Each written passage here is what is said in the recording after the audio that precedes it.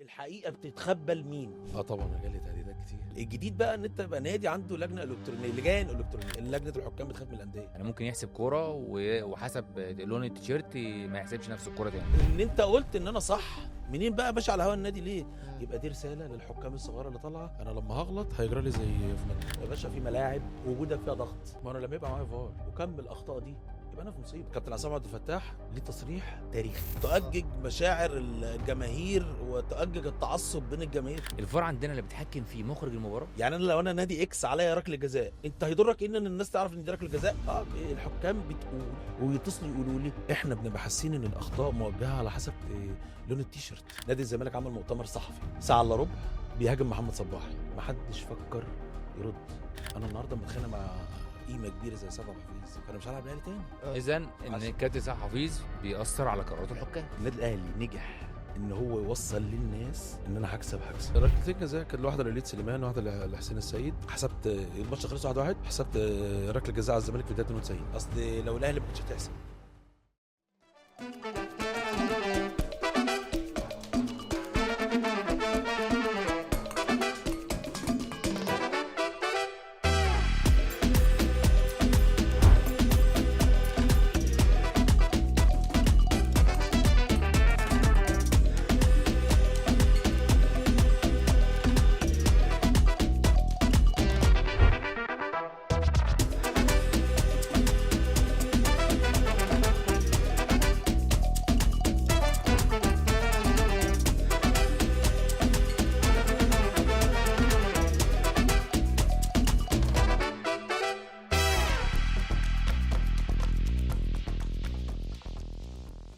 اهلا بيكم وحلقه جديده من بودكاست اون سايد. معانا النهارده نجم من نجوم المستطيل الاخضر، ولكن ده حد من قضاة الملاعب. معانا واحد من الناس اللي فاجئنا بقرار من قراراته المفاجاه، اللي مره واحده قال لنا انا معتزل التحكيم. معانا النجم كابتن محمد صباح. حبيبي محمد، اهلا بيك، شرفت بيك، وان شاء الله تبقى حلقه خفيفه على الناس ان شاء الله. شرفنا يا كابتن. حبيبي، شرف ليا. معانا عبد الرحمن حبيبي برضو، عبد الرحمن، شرفت بيك. بيقدم معانا البرنامج مرنونا كابتن مصر. ربنا يخليك يا محمد. فاجئتنا مره واحده كده. ممكن الناس اتفاجئت بس انا ما اتفاجئتش. انا ازاي ما فاجئتش؟ بقالي مثلا 2-3 كده فقد الشغف للتمرين. الوضع اللي بيمر بيه التحكيم مش عاجبني. الاجانب رجعونا لورا كتير، فعمال انقي في وقت، اختار وقت اطلع فيه. انت عارف التحكيم صعب، شغلانه صعبه جدا. طبعا. والذكي، الحكم الذكي اللي يعرف يطلع وهو اقل مشاكل مع الناس. في ناس زمايلنا طلعوا بمشاكل كبيره، الناس تفضل فاكراها طول عمرها. فانا حاولت اختار وقت مشاكلي قليله مع الناس، مفيش حكم ما عندوش مشاكل، مفيش حكم ما عندوش اخطاء، اطلع بقف على رجلي بشكل كويس. خلاص انا شبعت من التحكيم، والحمد لله رب العالمين عملت اسم كويس في التحكيم بفضل الله عليا يعني. احاول ما يتاثرش بقى بتعامل من مسؤول، ما يتاثرش بقرار يجي لك تخسر جزء من جمهور. لان انا زي ما في ناس بتنتقدك، برضو في ناس تتكلم معاك بود. فحبيت ان انا اختار التوقيت الكويس اللي انا اعتزل فيه وابطل فيه. كنت بفكر في الموضوع ده مع كذا حد من المقربين يعني مني. اول يوم لاوسكار، اول يوم ليه جه اجتمع معانا. هو جه مع بوساكا في شهر 3، وبعدين جالنا في بدايه السيزون اللي فات. تمام. اجتمع معانا، كنا في مشروع الهدف، اتكلم كلام جنرال جدا، بس الحمد لله رب العالمين انا بعرف اقرا الناس كويس. خرجت من الاجتماع ده قررت ان انا هعتزل. انا لسه كنت مكمل سنه يعني، فاهم؟ ليه؟ قال ايه بالظبط؟ كلامه كله كان اشارات او تلميحات ان مش هيحترم الناس الكبيره. هو ما قالش كده صراحه، بس انت لازم تبقى فاهم، تبقى واعي ان اللي جاي ايه. قاري اللي هيحصل. قاري اللي هيحصل. وانا بعتبر ان ده الحمد لله رب العالمين ده ذكاء مني. خرجت من الاجتماع ده، الله محمد، كان دكتور عزب وكابتن وجيه، قلت لهم انا اخر سنه ليا السنه دي معاكم. ليه بتقول كده؟ ده الراجل مش، قلت لهم اسمعوا بس مني، حتى الحكام قلت لهم يا جماعه الراجل ده الدنيا تبقى صعبه معاه. ورحت رايح قايل له. طب وجه لك رسائل معينه؟ لا خالص. انا كشخصي، لا، انا كان بيتعامل معايا بفريندلي جدا على فكره. كنت عايز اشتغل معاه اول ما عرفوا في اللجنه. كان بيتعامل معايا، بس لازم انت برضو تبقى عارف انت كنت حكم، كنت مكانتك فين، ولما بالظبط. هتبقى مسؤول مكانتك هتبقى فين، فاهم؟ لكن ما ينفعش تبقى انت كده ايه يلا عشان اشتغل واخد مليمين اخر الشهر وما اعملش حاجه. مم. لكن هو كان بيتعامل معايا فريندلي جدا يعني. لكن انا حبيت ان الشكل اللي اخرج بيه شكل يليق بيا، فاهم بس هو قصدي؟ ليه اتقال ان كابتن اوسكار، يعني اتقال ان هو رفض كابتن صباحي او سقط في لا، في هو عشان اختياره؟ هو طلع القرار بتاع سن ال 45 ده بعد في نهايه السنه. اه. وانت حضرتك كنت مقرر من قبلها ان دي هتكون اخر سنه ليك. برافو عليك. انا اه قلت لك بقى ايه، انا عمال ايه دماغي منقنقه اجي ابطل ما بطلش. اول الاجتماع ده خدت قرار. يعني يشهد على كلامي شويه. ده على فكره الدكتور عزب وكابتن وجيه. تمام، يعني كده عرفت يعني انا خدت قرار، انا حاولت ابقى في خطوه بدري. انا وملوش اي علاقه بالقرار بتاع. لا لا خالص خالص، انا حتى لو الناس كانت لعبت كنت انا خلاص كده حلو كده. انت مقرر. انا مقرر اه. ليه ما ردتش على الكلام ده يا كابتن؟ في حاجات ما عادش مش عارف ارد عليها يا محمد. احنا اتعودت في التحكيم دايما على السكوت مم. السكوت السكوت. بس في حاجات بتبقى فجه، وانا شايف وجهه نظري المتواضعه ان من ضمن اخطاء بعض اللجان ان هي ما بتطلعش تفسر للناس. مم. انا حكم بس انا بشر، ما تعاملنيش كملاك في بعض الاوقات ان انا ما ينفعش ارد عشان انا حكم، مم. وتعاملني ان انا كبشر في اوقات ان انا ممكن اغلط، فاهم قصدي؟ اه. لما يبقى في موقف كبير اطلع رد، يا انا رد مم. يا مسؤول يرد. تمام. لكن فكره ان احنا نسيب الامور كده لا. لكن طلعت رديت بعديها بعد ما بطلت، قلت يا جماعه لا، القرار ملوش علاقه بقرار الراجل، وانا بحترم الراجل جدا وهو الراجل بيحترمني وعرض عليا ان انا اشتغل في اللجنه. طب يا كابتن، انت من كلام حضرتك دلوقتي قلت ان كان في تراكمات من ضمنها الاجانب زي كابتن اوسكار. طب يعني العامل الاساسي او اهم سبب اللي ودى القرار الاعتزال كان هو كابتن اوسكار ولا التراكمات اللي قلت عليها في الاول؟ العامل الاساسي انا اتكلم بقى، انا خلاص انا الحمد لله اعتزلنا، فالناس تفهم برضو اه، بعض انت القصص. انت اه دلوقتي ايه براحتك، وهتقول بص اللي انت عايز تقوله، افتح ايوه، لنا قلبك. انت عارف أنا الحمد لله يعني انت قريب مني شويه يا محمد. اه. دايما بحب اقول اللي على اللي في قلبي، ما تمام. بحبش اجمل الكلام. تمام. بس في الاخر كده احنا بقالنا دي ثالث تجربه للاجانب. تمام. التحكيم متسلم. يعني ايه التحكيم متسلم؟ متسلم. متسلم للانديه، متسلم للسوشيال ميديا، متسلم للهجوم، ومفيش حد بيرد على حد. مم. الحكم اطلع دافع عن نفسك. انت بقى وصلت للمرحله، انا مش هقعد افضل كل واحد يقول عليا كلمتين ان انا اطلع ارد عليه، واطلع اعمل ارفع قضيه هنا، ارفع قضيه هنا، ارفع. الحكام ما بقتش يعني محامين. اطلع دافع عن نفسك. الحكام لما حد بيتغلط فيها ما حدش بيحميها. يعني ما حدش بيحميك. لا لا لا لا يعني خالص. اللجنه ما تطلعش تقول ما فيش اي سبورت ليك لا لا خالص. لا لا لا, لا ولا فيش الكلام ده. اه. السبورت اللي كان بيحصل من المصريين. عشان كده حصل خلاف بينه وبين الانديه الكبيره في مصر. مم. اخر كلاش حصل كان كابتن عصام عبد الفتاح كابتن جمال غندور. مم. طلعوا بس لمجرد ان هم حقهم الطبيعي كرؤساء لجان دفعوا عن رجالتهم على الحكام بس. رجالتهم ليه ناس معينه، ولا رجالتهم اللي هو كحكام كحكام اه. كحكام دفعوا على الحكام. حكم نادي معين يهاجمه فيقول لا أنا الحكم عندي كذا عندي، ده طبيعي صح. مم. لا ده ما عجبش بعض الناس، قال لا خلاص احنا نجيب طب اجانب. والاعلام لما بتحصل خلاف بين الحكام والجماهير، من وجهة نظرك بتلاقيهم واقفين مع ايه اكتر؟ الجمهور طبعا والنادي، كجمهور ولا كأندية؟ الاثنين. بص، الجديد دلوقتي ان الانديه بقى عندها لجان الكترونيه، دي جديد علينا بقى. شفنا. يعني انا لعبت بجمهور اه. ولعبت بدون جمهور مم. ولعبت ببعض الجمهور، فمرينا على مراحل من الضغوط تمام. كتير. اه، انت بقى ولعبت 20 سنه طبعا في وحضرت السوشيال ميديا وضغوطها والرسائل والتهديدات والكلام ده. مم. بس ايه ده، ايه جديد ده؟ عليك. رسائل وتهديدات؟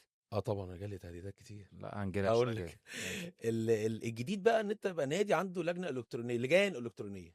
طب انت بتعرف ده ازاي؟ مم.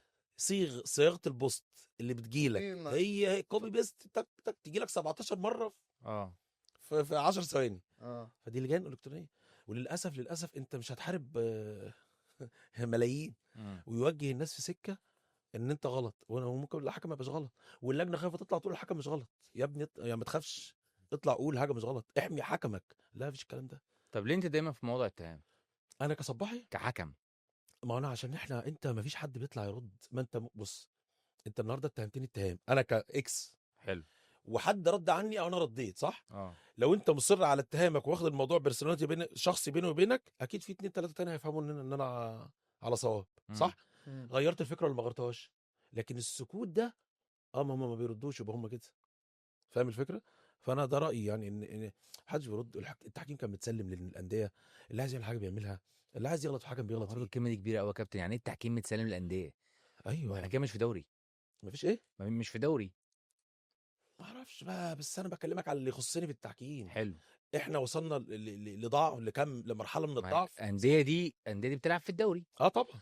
وحضرتك بتقول التحكيم متسلم للانديه. اه اذا الانديه دايره الليله، بيخاف اللي جاي خلاص بتخاف من الانديه يبقى طبعا. الدوري موجه. ايوه اللي جاي بتخاف من الانديه. انا بقولها لك اهو صريحه وعلى مسؤوليتي، لجنه الحكام بتخاف من الانديه. مم. طبعا. وبص على التعيينات انت تعرف الانديه الكبيره بيجي لها مين والانديه اللي تحت بيجي لها مين. هل الموضوع ان الانديه بتختار الحكم اللي هيحكم لها ده ساعات بيبقى حقيقي؟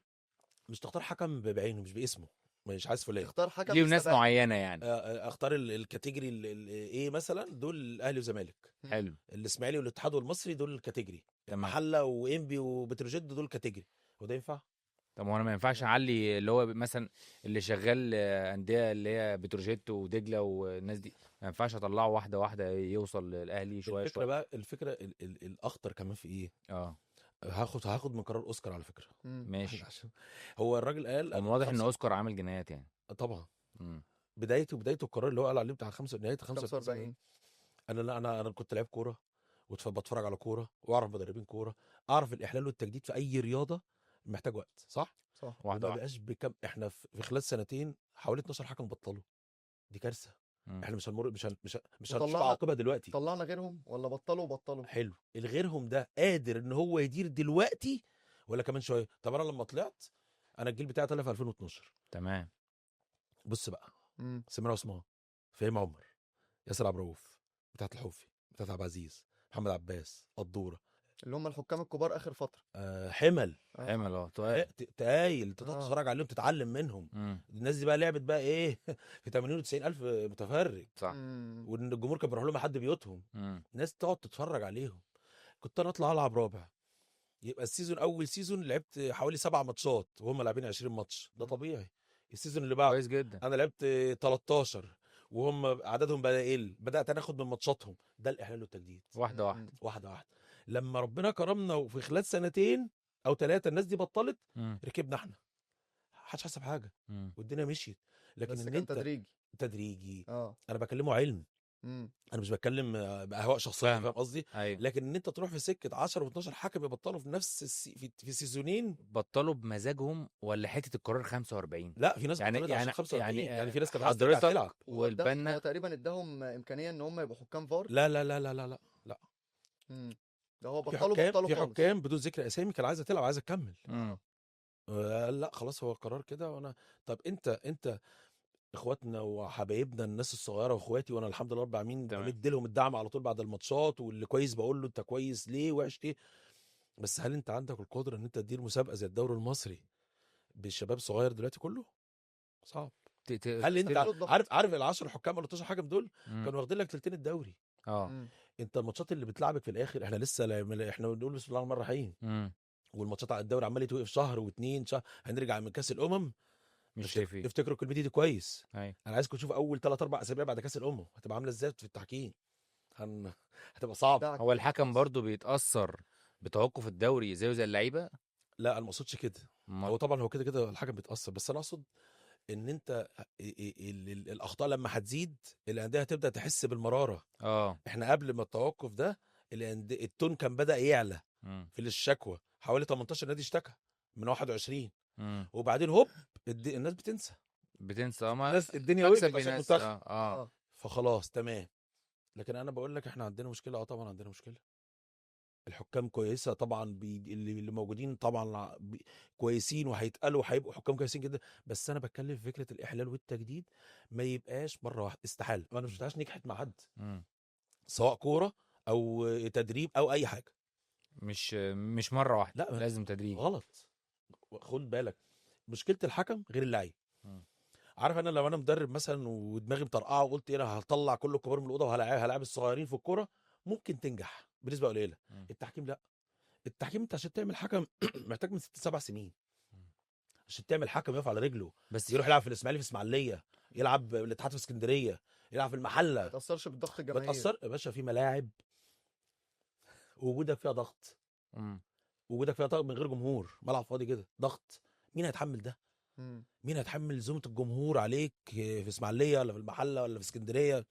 هتتحمل مين؟ تتحمل دلوقتي ولا بتحرق الناس؟ خد بالك في ناس وقعت منه، في ناس من الجداد دلوقتي وقعوا ومش هم السبب، هو السبب. طب بس انا ليا وجهه نظر يعني. اتفضل.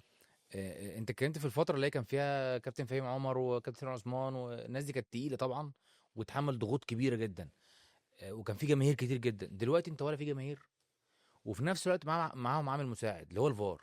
فالفار ريحهم. صح ولا مش صح؟ اذا هو معاه حجه ان هو يقدر يقول لك ما انا اقدر اغير تغيير كامل مره واحده ومعايا عامل مساعد وفي نفس الوقت الضغوط قلت. بس انت تشال ضغط الجماهير وتحط ضغط السوشيال ميديا. حلو. لا انا فهمت قصدك، بس انا عايز اقول لك على حاجه. احنا كده دي كارثه. عارف ليه؟ اه ما انا لما يبقى معايا فار وكم الاخطاء دي يبقى انا في مصيبه. ما انا لسه عايز اجي لك. الفار في مصر موجه.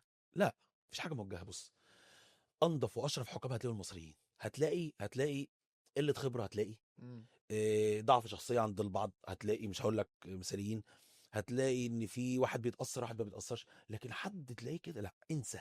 طب ايه تبرير الاخطاء الكتير مع انه في يعني موجود فار؟ طب ليه الاخطاء دي؟ كتير عشان انت خدت فجاه كده، كنت المفروض تدرس تانية ثانوي، قالوا لك انت هتدرس طب، مم. لازم تتلخبط، لازم تغلط. صح ولا انا بتكلم غلط؟ ده قصدك حضرتك على الفار مثلا لما انا بتكلم عامه. مم. اولا الفار لما دخل في مصر احنا ايه، الفار كان بيقعد بيتعمل في حوالي سنه و7 شهور تقريبا، احنا عملناه في 3 شهور.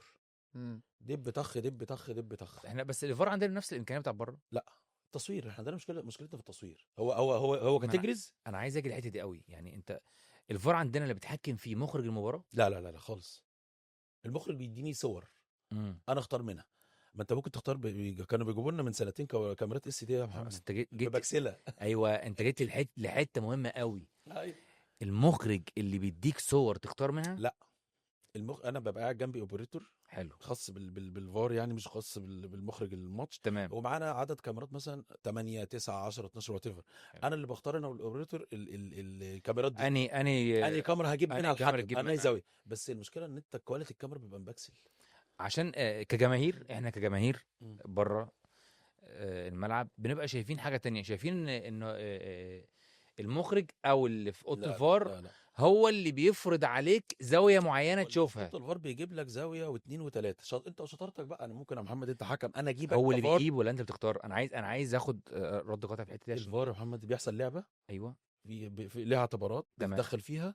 تعالى يا محمد، عندي احتماليه وجود ركله جزاء، بس قبل ما اجيبك ابقى بدور اجيب لك 3 4 لقطات حلو. عشان اثبت لك ان في مشكله عندك انت ما شفتهاش جوه الملعب. انا كمشاهد ساعات بشوف لقطه في التلفزيون مثلا الكره دي بيلن. اه باجي وانا بتابع لما الحكم رجع للفار تمام ما بلاقيش اللقطه اللي جابها للمشاهد في الاول عادها له. ما بشوفهاش. لازم نفس الكاميرات ازاي؟ هو ممكن هو جاب له في 4 زوايا. اختلاف معايير. في 4 زوايا جاب له 3 ما جابش الرابعه. ماشي عشان الثلاثه دي بتفرق بقى حسب ايه. لا أو ممكن الثلاثه اثبتوا له وجهه ركزوا نظر في خلاص. انت مش محتاج مني 4 زوايا، انت اول كاميرتين اول زاويتين وضحوا. جابوا لك ان في ركله جزاء، آه. خلاص الموضوع خلص. تمام. هو بيبقى اختلاف معايير بس، لكن احنا مشكلتنا في كواليتي التصوير نفسه، كواليتي الكاميرا. البكسله دي فعلا لما بتفرق بدانا معاك. نلعب السوبر في الامارات كنا بنشوف، سوري انا اسف يعني، العرق بتاع اللعيبه هو نزل صح. اه حقيقي. كواليتي. الكوره حقيقي. عامله كنا حاسين ان resolution التيشيرت نضيف. مختلف. اه احنا عندنا اول في جوه الفار بتيجي تعمل زوم، اول ما تيجي عند 50 زغلل. دقايق مفيش فرق بين الكرة والحكم عايز. خلصت زغللت. زغللت. اه فانا اظلم الراجل ليه؟ المشكله في طب المشكله في ليه التصوير. ليه لما انا مثلا بجيب راجل رئيس لجنه حكام اجنبي وبديله بالدولار، طب ما انا اصرف على الفار بتاعي واجيب نفس الاجهزه اللي في اوروبا تمام واوفر الفلوس الراجل ده واحطها في معدات وفي نفس الوقت هعلي الكواليتي بتاعي بتاع التحكيم واعلي كواليتي الناس بتاعه الفار. ده برضو من ضمن الحاجات اللي مجننانا انا شخصيا. خد بالك احنا القاده السياسيه، رئيس الجمهوريه طلع من 2 3 كده اتكلم ايام كابتن ايهاب جلال الله يرحمه. فوق دماغنا. كابتن إيهاب جلال الله يرحمه قال لك احنا عايزين كل ما هو مصري، رحمه الله عليه. صح لو تفتكروا. صح ايوه وراحوا حصل. وجابوا كابتن ايهاب جلال والله يرحمه بقى، الله يرحمه. مم. وحصل اللي حصل، وفضلوا ينخوروا لحد ما رجعوا الاجانب تاني، صح. مديرين فنيين صح، مم. وراحوا مرجعينهم في لجان الحكام. مم. احنا البلد بتقول لك انا عايز المصريين. احنا النهارده ساعد ابن بلدي منتج بلدي. يا جماعه احنا ما تزعلش مني، هو رئيس لجنه الحكام ده ايه المعضله؟ الاجنبي بيعمل ايه يا جماعه؟ نفسي الناس تثق في المصري، نفسي الناس تصدق ان عندنا مصريين كويسين، نفسي الناس ودي حقيقه. مم. احنا في كل المجالات عندنا الكوادر دي، بس احنا الناس مش لاقيه فرص. مم. لما انت عمال تجيب لي مره اجنبي يفشل، تيجي عيد تاني اجنبي يفشل، تقوم جايب 2 مصريين والدنيا تمام ويحصل بينهم خلاف زي اي خلاف ما بيحصل، مم. تقول لك لا يا جماعه انا تعاقبهم وتعاقب التحكيم وتجيب اجنبي. مم. طب ايوه عشان اعمل ايه بقى؟ دي تقريبا بتبقى توجه للناس عامه، الناس الناس بتريح بتثق في دماغها. الاجنبي بص اكتر. كابتن عصام عبد الفتاح ليه تصريح تاريخي مم. الناس ما وقفتش عنده. لما كلاتنبرج جه مم. المسؤولين في اتحاد الكوره قالوا له ايه؟ كان بيطلع يفضح الناس كاتنبرج. ايوه اه انت هتبقى عايزينك تبقى مع كلاتنبرج. قال لهم لا انا راجل رئيس لجنه. قال له انت اللي هتدير وهتعمل كل حاجه، مم. هو هيبقى صداده. انت فاهم الفكره؟ مم. يعني انا بدفع 30 40 الف دولار في الشهر عشان صداد. عشان اجيب صداده مم. هو اللي ياخد باك عشان الانديه تبقى مبسوطه. اه طب ما الانديه، طب احنا دلوقتي في التوقيت اللي احنا فيه قبل توقف الدوري 18 نادي اشتكى. حصل. هنعمل ايه في الراجل؟ وفي الاخر هو بيعمل اللي احنا بنعمله من 2012، مم. بينزل يمرن الحكام في الملعب. والله العظيم الكلام ده بنعمله 2012، والله الاختبارات دي بنعملها 2012. هو لغى ليه فقره التحليل في الاستوديوهات؟ ده الاعلى الاعلام اللي لغوها. انا ما فهمتش. يعني هم قالوا صاحب القرار لا هو صح، اوسكار ولا بس المجلس الاعلى؟ اللي وصل لنا، انا نتكلم بصراحه، اه اللي وصل لنا كحكام بعد ما بقت معتزلين يعني بصراحه، اه او اللي اتقال لنا من الكواليس، القرار ده طلع عشان يحمي الراجل الاجنبي، عشان ما حدش يخبط في الراجل الاجنبي. طب انا احمي الراجل الاجنبي ولا احمي الراجل بتاعي؟ لا هو ما هي يعني فقره التحكيم انت بتشوف اخطاء تحكيميه وبتحللها. لا ما هو ده بقى قال لك ايه، بتؤجج مشاعر، انا بقول لك لفظ تؤجج مشاعر الجماهير وتؤجج التعصب بين الجماهير. بقى فقره التحليل التحكيمي اللي بتأجج المشاعر، وبرامج الطلاق اللي كل 30 ثانيه دي اللي دايره، واللي تقول لك الفيمينست وانا حصل. دي ما بتأججش المشاعر. يعني عارف اقول لك على حاجه بقى، الكارثه مم. مصر كلها بتحلل الا الحكام. اه اقسم بالله في الاستديوهات التحليليه لعيبه الكوره بتحلل الالعاب والمخرج بيوقف ولا حد بيقدر يقول له.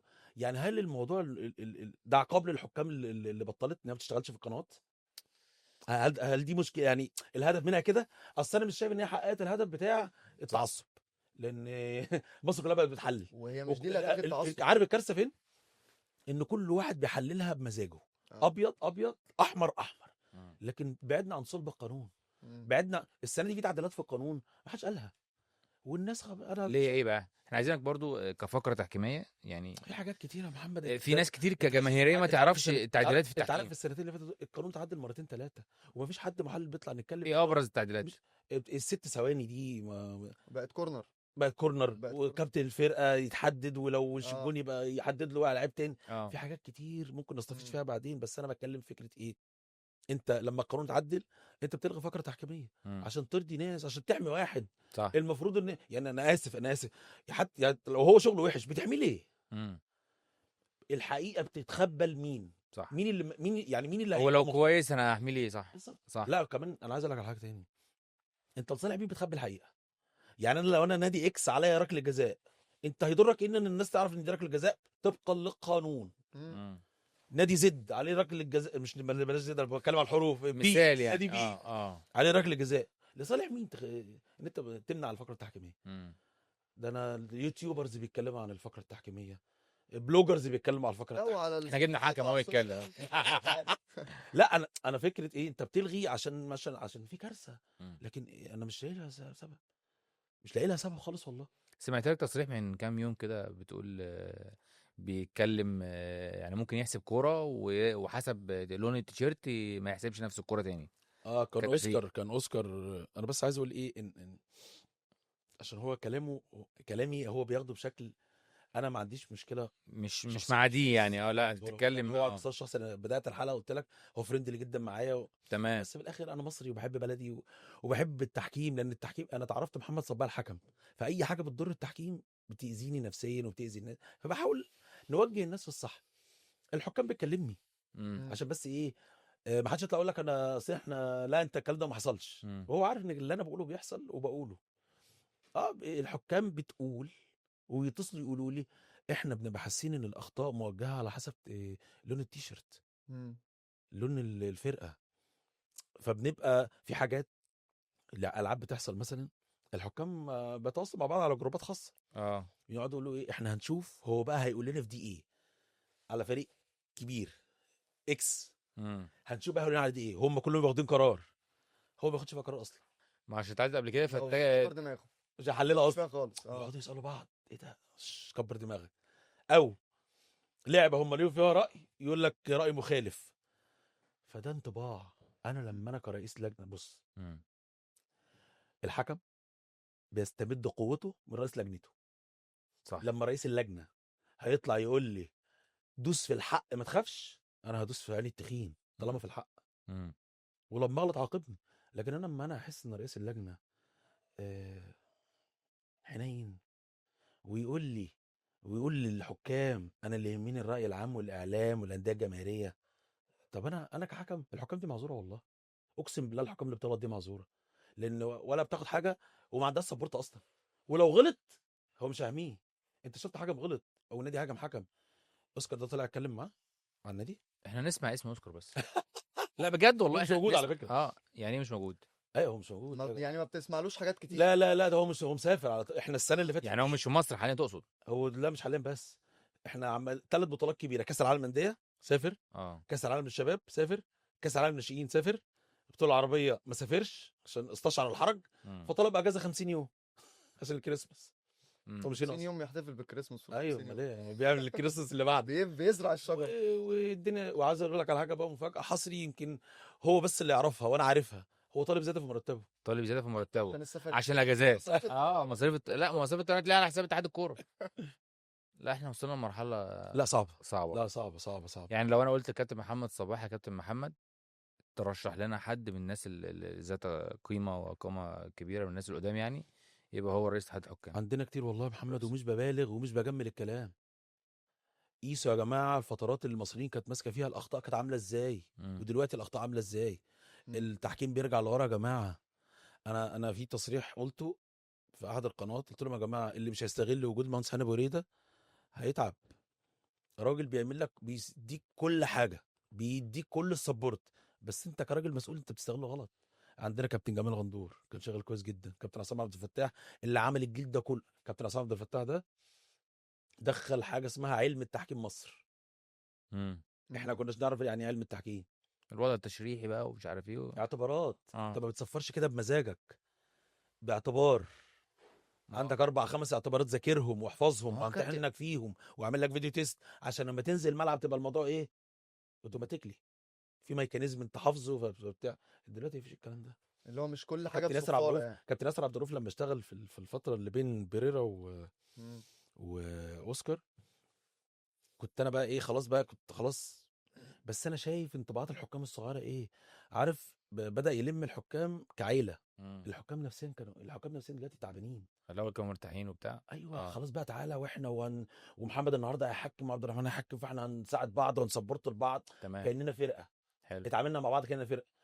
قعد شهر ومشوه عشان يجيبوا الاجنبي، عشان الانديه، مش الاتحاد الحقيقي، الانديه اللي ضغطت عشان يجيب الاجنبي. طب يا كابتن ممكن نرجع بس النقطة اتفضل. عدت.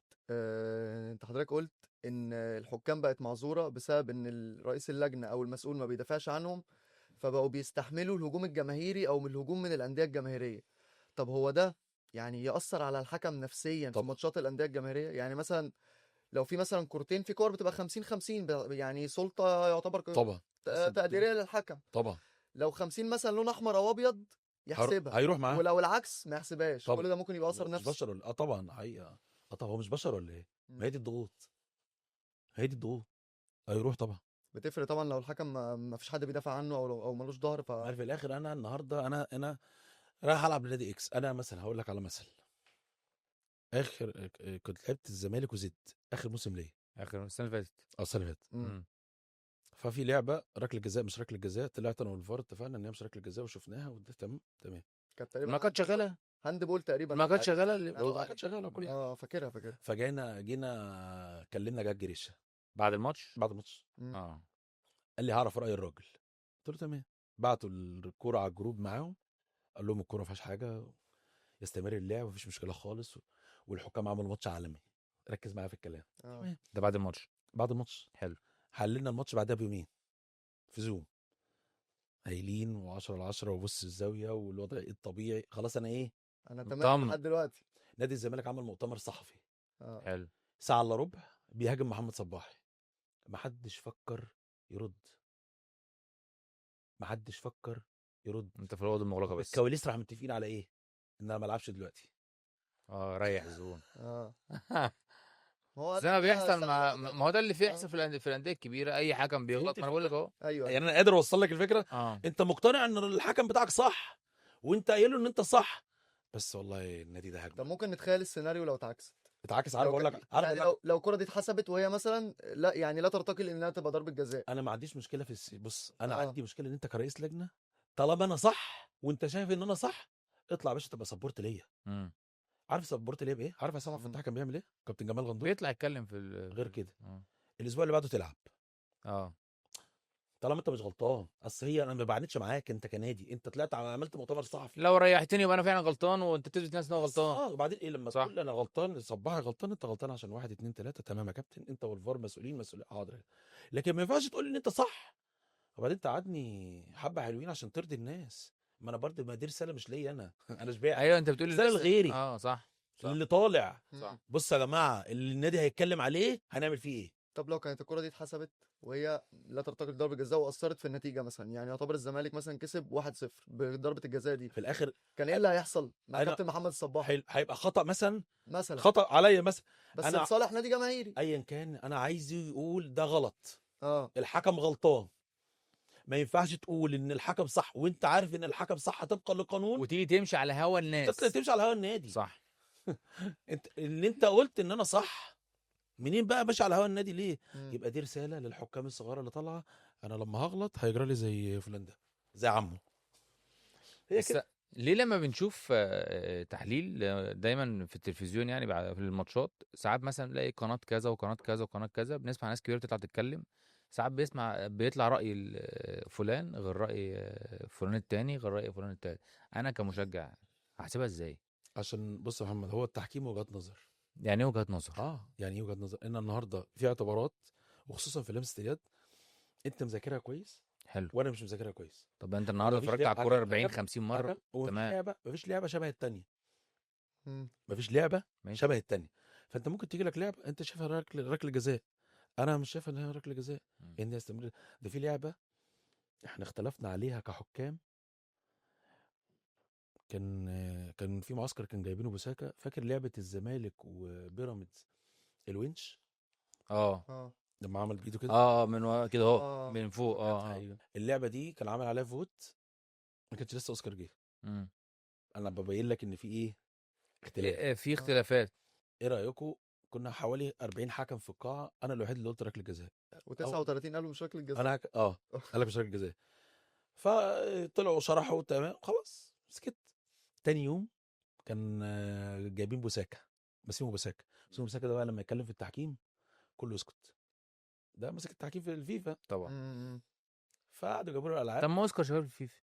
بس اقول لك انا شغال ايه في الفيفا دلوقتي، فكرني بالسؤال ده. ماشي بس هو مش محاضر ولا حاجه، اقول لك هو شغال. ماشي. جابوا اللعبه للراجل، الراجل ذهل قال لك انتوا ازاي مش شايفين دي ركله جزاء؟ ركله جزاء وركله جزاء سهله، مم. انتوا ازاي مش شايفين؟ انا ليه بقول لك كده؟ لان وارد يبقى في اختلاف وجهات نظر. اه انا اعتباراتي يا عبد الرحمن ان دي كده مش ما اثرتش، لا انت اعتبارك ان دي اثر، فالديبيت ده موجود. لكن هتقول لي ان في بعض المحللين كانوا بيتصيدوا اخطاء الحكام. مم. انا معاك جدا، مم. بس انت مش ده مش ده مش هيديك الحق ان انت تمنع الفقره عن الباقي. صح. لان انا كحكم كنت بطلع، اقسم بالله العظيم كنت بطلع من الماتش ابقى مسافر اكلم زوجتي او امي، اول طمنوني. ما فقره التحليل تيجي عرفوني. كلموني، مم. عايز اعرف، مم. عايز اعرف انا ايه مستواي، ايه اخباري ايه. والوحيد اللي هيبقى عارف انه صح ولا غلط الحكم. الحكم اللي زي بيحل. اللعيب بالظبط، تطلع الملعب انت عارف انت كنت كويس ولا لا. مم. فبسمع اتعلم اشوف، فانت بقى تاخد قرار تلغي الفقره التحكيميه عشان تعاقب واحد او اتنين والباقي تقعدوا في البيت. ولان بتفرق كانت مع الحكام مين الواحد والاثنين يا كابتن؟ ايا كان بقى، ما تزعلش حد مننا بقى. لا ازاي يلغي فقره تحكيميه لا عشان واحد واتنين؟ كان في ناس في غلط في التحليل. بتطلع في الفقرة التحليلية نفسها. اه مم. مم. مش عاجبي محمد، مش عاجبني عبد الرحمن، اصطاد له خطأين ثلاثه كده يولعوا الدنيا، يعملوا سسبنس مع الناس كده. طب ما انا اوقف الاثنين دول واكمل الفقره زي ما هي. بس يعني لكن اغير الوحش وجودها، انا ما بقول الغيش لك بقى انا حكم لسه مبطل، بقول لك وجودها مهم. مم. البنا لسه مبطل بعديه مم. من كام شهر، قال احنا كنا بنستفيد من فقره التحكيم، ده حقيقه. هو البنا بطل عافيه ولا بطل اللي حصل مع البنا ده كارثه، اقسم بالله اللي حصل مع البنا ده كارثه. ازاي؟ لما يبقى عندك واحد بقيمه محمود البنا، واحد بقيمه احمد الغندور، وتخرجهم من قائمه دوليه، البنا ده عنده ليه رصيد كبير في التحكيم المصري وباقي له سنه. مم. عشان انت شايف ان هو السنه دي رغم ان هو كان راح افريقيا هو اللي منعه. احنا كنا 7 السنه اللي فاتت في افريقيا. هو اللي هو اوسكار برضه. اه طبعا، اه عشان يدافع عن قراره. انت عند واحد زي ده وباقي له سنه، انا اسف في اللفظ، تضربه زي خير الحكومه تقول له اطلع انت بره القايمه. طب احمد الغندور في عز ما هو متالق وبتلعبوا نهائي كاس مصر ونهائي كاس الرابطه و40 سنه وبتخرجه.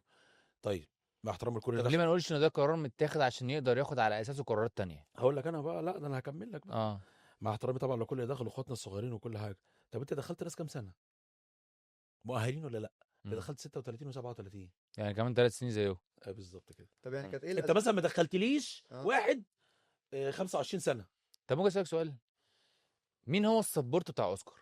هو بيقول مستر هاني بريده، هو ده على طول يقول رغم ان مستر هنا بريده اللي احنا نعرفه ان هو راجل يعني بيدور على التطوير في الكره المصريه. مهندس هاني بريده بيشتغل بالاداره باصولها اللي هي ايه؟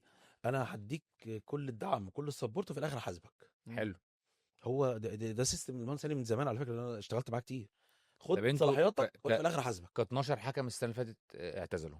ما تواصلتوش مع مستر هاني مثلا ان هو مثلا في ناس اتظلمت، لا في ناس ليها الحق انها تكمل، لا في ناس لسه في لا؟ ناس البنا راح قعد مع مهندس هاني بريده وبتاع.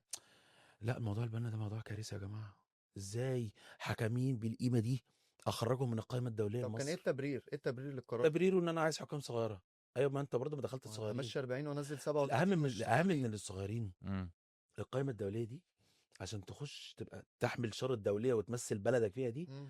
لازم تبقى انت، انا اسف في اللفظ، بلغه الكوره، ادرجي. اتمرمطت. اه اه رحت لعبت في النجوع والكفور والاستادات نزل في الدرجات اللي تحت بقى وطلع واخدها كلها. عشان تقدر تلعب تمثل مصر بره. مم. مش العب 5 6 ماتشات ولا 10 ماتشات في الموسم ابقى كويس ويا عالم ابقى كويس ولا لا وابقى دولي عشان انا لمجرد ان انا عايز اغير. مم. التغيير يا جماعه ليه اصول، مم. سواء في المحلي او في الدولي.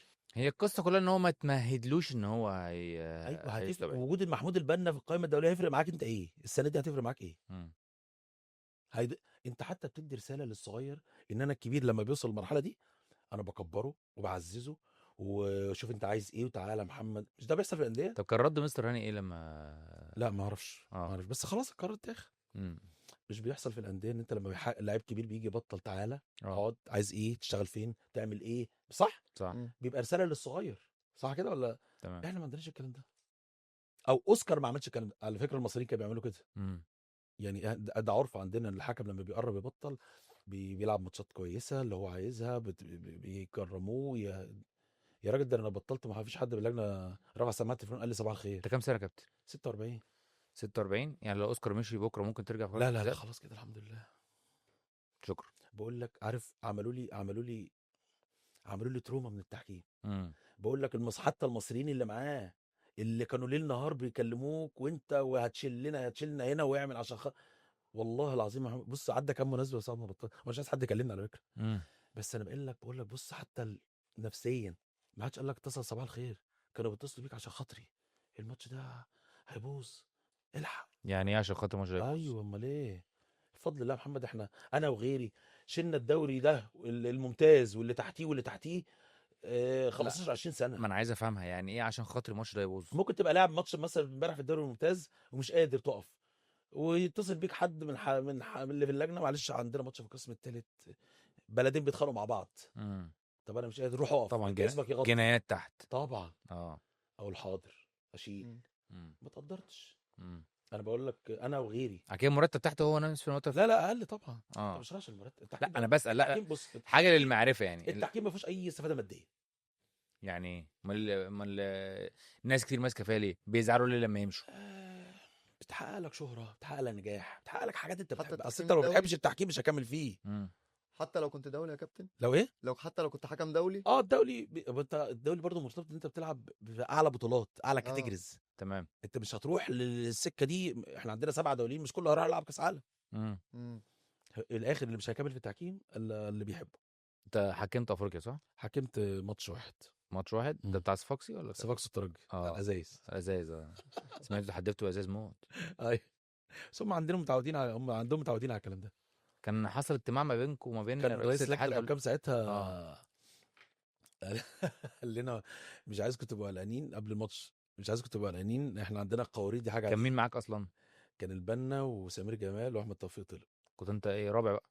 كنت انا الرابع. اه فالقوارير دي حاجه عاديه يا جماعه، ما تقلقوش منها وبتاع، فاحنا ما في يعني. وما بتعورش يعني. لا انا قطع القوارير دي زي عندنا كده اذا ستيند. اه والله العظيم استغربت جدا من اول ما لعيبه الترجي نزلت. كنا في الطيب المهيري في صفاقس، مم. الازاز دي بتترمى زي الدبان، ومفيش ولا واحده جت في لعيبه الترجي. حافظين بقى انت فاهم. لا محترفين. اللي بيمشوا بيرفع من بقى حاجة جنبها، عادية. بيمشوا من جنبها عارف يا محمد، واحنا بقى قاعدين عاملين هنموت يا جماعه هنا. وسط السهام بتترفع. كابتن صباحي حكمت ماتشات كتير صعبه الحمد لله، وماتشات كتير سهله يعني. الحمد لله. حكمت اكتر نادي حكمت له ايه؟ اكتر نادي حكمت له الزمالك تقريبا. الزمالك. وكانت نسب الفوز بالنسبه للزمالك كتير ولا ايه؟ لا هي مش كتير. بتفرق معاك كحكم يعني انت لا، مثلا بتفرق بقى الناس بتيجي تحسب لي بتفرق مع ده الجمهور، عارف في ايه؟ اما الناس بتكلم معاك انت في كده. كسبت او خسرت بصرف النظر انت صح ولا لا. ايوه يعني انا مثلا في ماتشات الزمالك اصلا مثلا بيبقى وحش او الفرقه مش كويسه، مم. بتمر بدروب مثلا، وانا اروح احكم وما يبقاش حاجه في الماتش، بس لمجرد ان هو يكسب فانت الجمهور يحبك.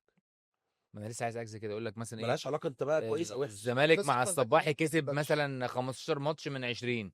لا الصباحي احنا بنتفائل بيه. بالظبط كده. اه طب انت مثلا انت الفتره نفسك الاخيره بتتفائل دي، بحاجه زي كده؟ الفتره الاخيره دي جمهور الزمالك عجبني جدا. اه ليه بقى؟ الموضوع اتقلب، مبقاش عندي حاجه تحكيميه جوه الماتش الحمد لله، اه بس مثلا ما بيكسبش، لا فخلاص ده انت هو كده، مثلا 10 ماتشات حصل مثلا حاجة الجمهور شايفها خطأ، انت كده حتى لو ضدي. 9 كويسين انت كده ضد. 10 شايلها لك. ماتشات وحش. انت كده ضد. شايلها لك. وايه انت النهارده جمهور الزمالك بيكرهك، الاهلي يحبك، جمهور الاهلي يحبك، جمهور الزمالك يكرهك. عارف انت الفكره؟ زي ما جمهور الاسماعيلي كده شايل لك كوره احمد عادل عبد المنعم في اخر دقيقه 90 ماتش الاهلي والاسماعيلي. ماتش الاهلي والاسماعيلي اه. بلن والله يا محمد، بلن ازاي؟ والله بلن. شفتها ازاي ده احمد عادل جاب الكوره اتخانقت مع بايديك. سيد عبد الحفيظ اليوم ده والله. بلن والله. بالمناسبه ان انت جبت سيره كابتن سامح حفيظ، مدير الكوره او فعلا ياثر على قرار الحكم؟ الموضوع خاص بشخصيه الحكم. حلو. بص، وخاص بشخصيه مدير الكوره. بما اننا ذكرنا كابتن سيد عبد الحفيظ من تمام. الناس المحترمه يعني، تمام. هو اذكى مدير كوره جه في الحقبه اللي فاتت دي. ليه بقى؟ لان هو عارف كل حكم ماتشاته ايه، يدخل له ازاي؟ ايوه حلوه دي. اه وعارف مين اللي هتقول لي هيقول لك صباح الخير، هيقول لك صباحين الخير، اه ومين اللي هتقول له صباح الخير.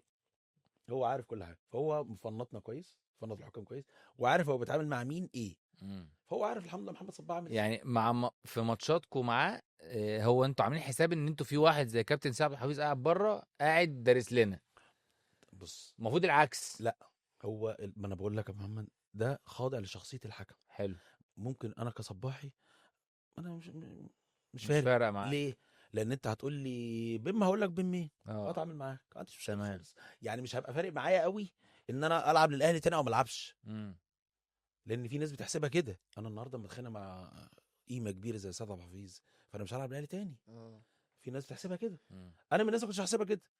طالما انا بعمل الصح وفي اطار القانون مم. خلاص العب اي ماتش تاني. انا اصلا يعني يعني انا اقول لكم بقى تصريح ليك، انا ما بحبش العب ماتشات الاهلي والزمالك اصلا لا ماتشات الاهلي والزمالك دي ما بتحبش رغم ان هي تلعب الزمالك. رغم ان هي شهره لاي حكم الاهلي والزمالك دي تاخر. الاهلي مع الزمالك ولا كماتشات الاهلي وفرقه والزمالك وفرقه، اه ماتشات تاخر. مم. انت بقى خدني بقى ايه في الحلويات بتاعت الماتشات، المتعه بتاعت الماتشات بتاعت التحكيم.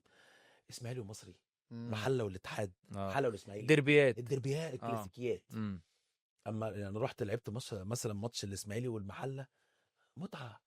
مم. الاتحاد والاسماعيلي في اسكندريه يا جماله، مم. مم. والجمهورين وده بيهيص وده متعه. انت رايح، انا رايح مسرحيه، لكن مم. تقول لي تروح تلعب اهلي والزمالك يا راجل، ويقول لك الاول ده هنا وده اهلاوي وده زملكاوي. برضه ما قلتش عليه بيعمل ايه كابتن سامح حفيظ يعني؟ قول لي. بيعمل ايه كابتن سامح حفيظ؟ لا سيد بيكلمك بارقام، سيد ما بيتكلمش كده. اه لا سيد بيتكلم بارقام. محمد انت في سنه كذا عملت كذا، في الدقيقه كذا ما حسبتليش كذا. انت اصلا مش فاكر. انا مش فاكر اصلا. اه يهزك. طبعا. ده آه. كل ده هو على الخط وانت في الملعب بيقعد يزعق لا ويعمل لما ايه؟ بتجيله، لما أيوة. بتروح له هو بيزعق عشان انت تروح له. اذا ان عشان- كابتن سامح حفيظ بيأثر على قرارات الحكام. بعض الحكام هو مش كشرط ككابتن سيد يعني، بس هو بشخصيته هو بيعرف يأثر على قرارات الحكام. واحد مذاكرك. طب يا مم. كابتن انت قلت نقطة ان لو مثلا حكم عمل مشكلة مع كابتن سيد حفيظ مش هيحكم للاهلي تاني. طب ما هو في ناس بتتضايق وبتذكر النقطة دي ان اي حكم كابتن سيد حفيظ بيجيب سيرته ان هو مثلا الحكم ده يعني مش عاجب كابتن سيد ايا كان السبب، ما بيحكمش الاهلي تاني. هو ده مشكله حكم ولا مشكله لجنه؟ اعتقد يعني هي طبعا هتبقى مشكلة لجنة، مش طب هنقول عليها مشكلة حكم. مم. عارف انا مش هشتغل في التحكيم ليه؟ مم. او مش عارف اشتغل في التحكيم ليه؟ عشان عايز اشتغل بمزاجي. هو بمعنى ايه مم. بمعنى؟ كل اللي كان بيضايقني مش هعمله، كل الظلم اللي انا اتعرضت له هخاف اظلم فيه. يعني انا لما وانت هيجي لاعب نادي يعني. يقول لي انا النهارده والحكم يبقى عامل ماتش 10/10، النهارده محمد غلط في كذا كذا كذا كذا، ولا يفرق معايا. مم. ويكش تجيب لي 70 لجنه، الحكم يلعب تاني اسبوع، ممكن اريحه ما يلعبلكش انت عشان ما اضغطش على الحكم، مم. لكن بعد 3 4 اسابيع العبه لك تاني، عادي جدا.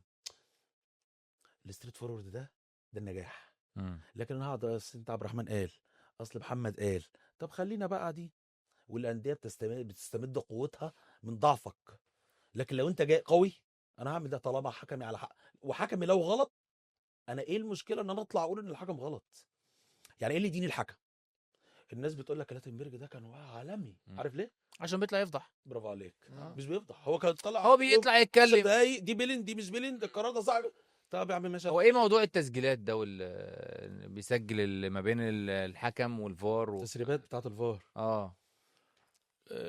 موضوع كان حصل حاجات غريبه كده اه وفي اشتكات وبتاع تسجيلات الفار المفروض بيقولوا تطلعش تطلع في اللجنة. بالمزاج او ما تطلعش بالمزاج، يعني هم لو عايزين المفروض لا يطلعوها المفروض يطلعوها، لو مش عايزين ما لا يطلعوهاش. المفروض التسجيلات الفار ما كانتش تطلع فطلعت، لكن من حق الانديه ان هي تطلب تسمع ويجيبوا مندوب يسمع. مم. حقك على طب فكره. ده حق الانديه ولا حق الجمهور كله؟ يعني الانديه بس تسمع ولا عادي نذاعها بقى في الاعلام هو ونذاعها في المفروض التلفزيون؟ الانديه تسمع، ما الانديه لو سمعت هتقول الكلام. بس انا اقصد اقول لك ايه، الحاجز النفسي اللي معمول بين الحكام والانديه والجمهور لازم انا كمسؤول اكسره. فاهم قصدي؟ لازم اطلع الناس تسمع. انا كراجل مسؤول هو دايما النهارده بيقول الحكم يا عم بتاعي الحكم في مجتهد. بركله جزاء في الدقيقه 90 ما حسبهاش. هو مش ده بيحصل في الدوري الانجليزي؟ صح. ايوه صح يا جماعه، لجنه الحكام بتعتذر للنادي الفلاني عشان في تسلل النهارده ما اتحسبش. حصل. خلصت، ماتت، مم. وانا ده هعاقبه. هو انا عايز اسالك سؤال، احنا بنخاف نقول ان العقوبه على الحكام. هو انت مش بتتفرج على الماتشات بتلاقي الحكم ما بيلعبش بتعرف ان هو موقوف؟ صح؟ مم. من غير ما انا اقول لك بقى انه موقوف ولا مش موقوف، بس انا عايز اقول انا عندي جزء من الغلط. مم. وبالتالي لما انا هقول لك ان الحكم النهارده صح انت اقتنعت ليه؟ لان انا قلت لك قبل كده ان الحكم غلط. مش هتحس مني بالموائمه ان انا هنا بقول لك النبي غلط عشان خاطر ما تزعلش مني، وهنا بقول لك ده كده صح. لا، الصح هقوله صح والغلط هقوله غلط. عشان كده انا عندي مشكله في الشغل في اللجنه. وعندك مشكله مع ماتشات الاهلي والزمالك، وعندك مشكله مع اللجنه، ما وعندك بحبش مشكله مع اوسكار، وبعدين اصل ده يعني هم بيقولوا عليا ان انا اللي في قلبي على لسانه ده غلط. هو مش غلط، هي مش حاجه وحشه في ممكن- المدى البعيد، ممكن مش حاجه ممكن يبقى وحشه. في الزمن ده حاجه وحشه. اه يعني دايما انا زمايلي اللي يحكموا لي انت مشكلتك انت ما بتداريش. يعني ممكن حاجه تضرك مش حاجه وحشه. ممكن تضرني بس او تضرني مع اللي مش حابب ده. اه اكيد هيجي ناس حابه ده هشتغل معاها ان شاء الله. ممكن الضغط عليك في ماتش، يعني يجي لك حد يضغط عليك بحكم حاجه تانية يعني. واقع اول مره احكيها بس ماشي مش هقول الاسامي.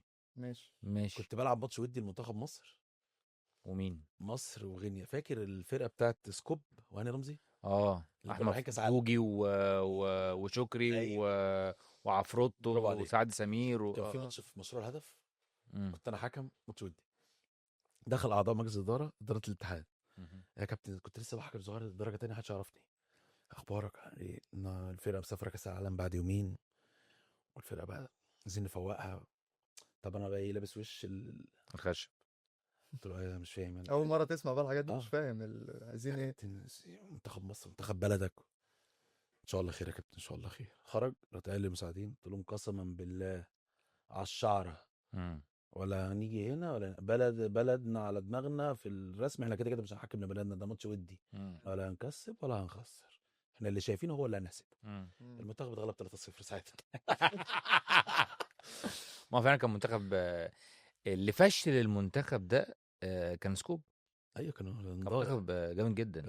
انا فاكر ساعتها كانوا مقسمين، هاني رمزي كان مدرب عام معاه، كابتن هاني رمزي كان لعيبه قسم. بتسمع كلامه وما تسمعش كلامه، حاجه قسم كده. ولا بوجي نزل فتح بيقول لك التاني. هاني رمزي اللي كان ماسك المنتخب هو اللي بيمرن اصلا وحاجات قصه غريبه كده. فانت ده ضغط. طب ممكن لعيب في الملعب يضغط عليك او يكلمك طب ما اي مش اللعيبه برضو اتعودت على كده، اه وهو برضو اللعيب بيبقى حافظ انا جاي مع مين.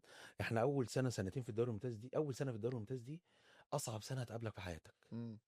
لان كل اللعيبه انت بالنسبه لهم مش معروف، امم فانت هتعمل معاه ايه هفضل فاكرهولك بيرمي لك بطل اه يجس، انت هتيجي معايا ولا لا. فانا في الحمد لله رب العالمين بفضل الله عليا، يعني في اول سنه عملت لنفسي حد وخط كده بقى كل الناس بفضل الله عليا.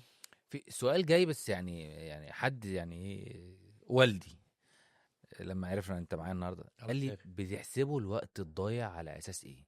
بناء على ايه بقى؟ سؤاله ده. النادي الاهلي دايما، النادي الزمالك، الانديه اللي فوق دي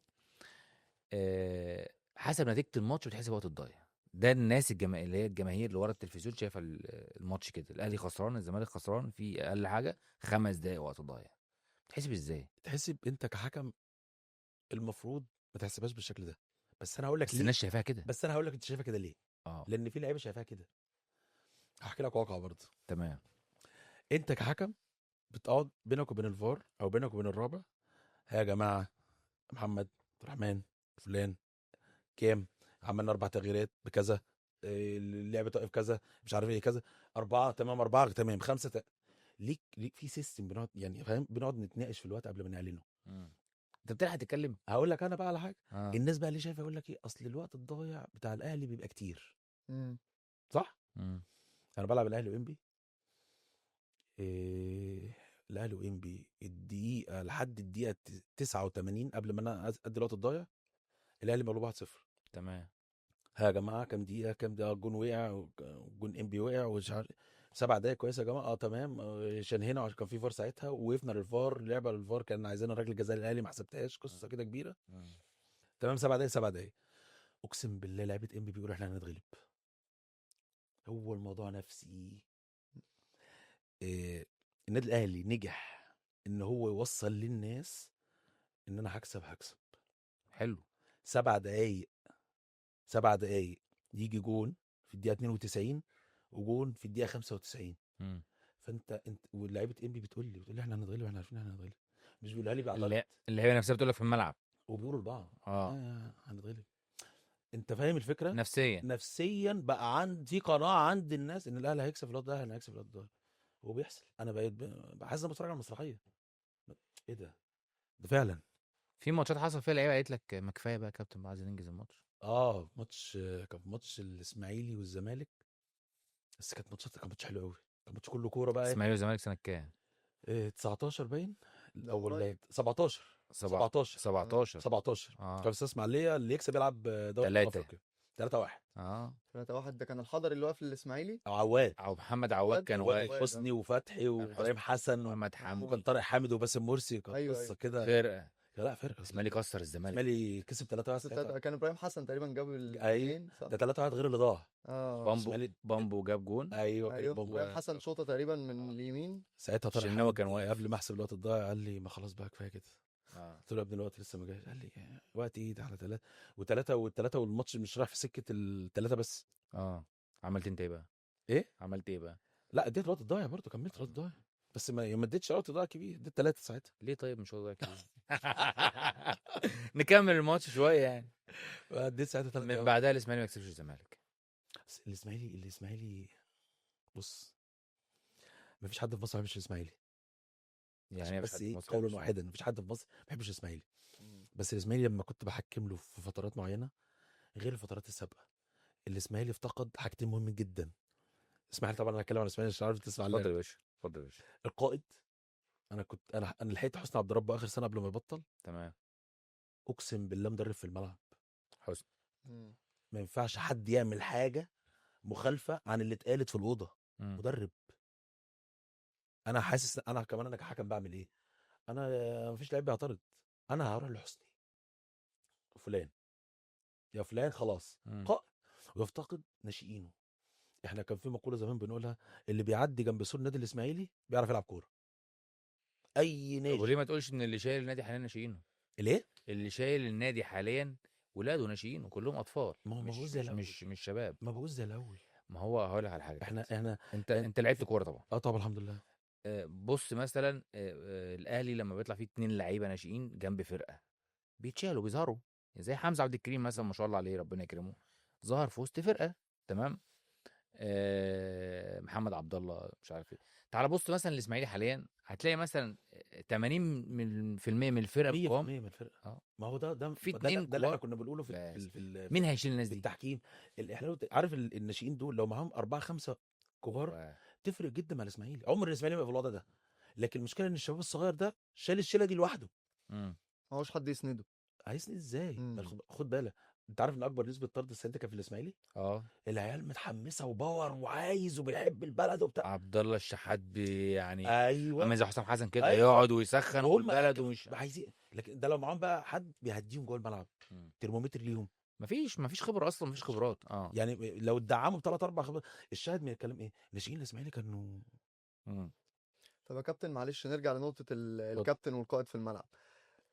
لو مثلا كحكم اللعيبة بتعترض، بتفرق مع الحكم لو اللي داخل بيكلمه ده الكابتن او لعيب كبير او لعيب معروف؟ يعني هي بيبقى في مثلا كل فريق فيه ناس تقيلة.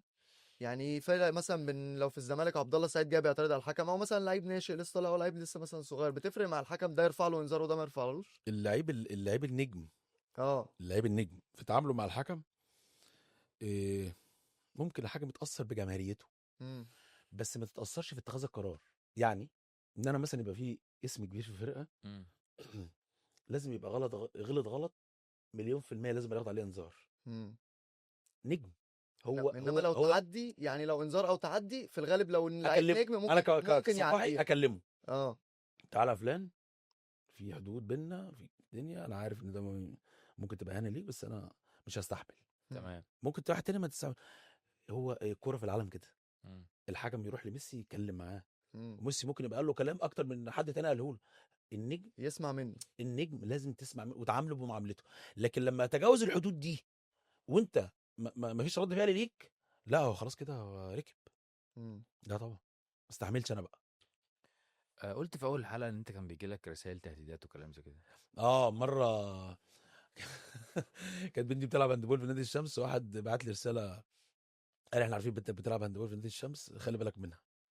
يا قعدت ساتر. والله قعدت شهرين انا ومامتها نروح جايين رايحين. بسبب ماتشات معينه؟ كان ماتش الزمالك. برضه الزمالك. اه انت الجنايه كلها معاك زمالك. مظلوم والله. في لعيبه وانت في الملعب ممكن تاخد التعاطف بتاعك، يعني لعيب مثلا انت تحب تشوفه وهو الكوره رايحه له فانت ممكن تعدي له الكوره دي، انت فاهم؟ انا كنت في لعيبه من كتر ادبها انت تبقى عارف. خجول من مم. عماد متعب مؤدب جدا. ايمن مم. حفني مم.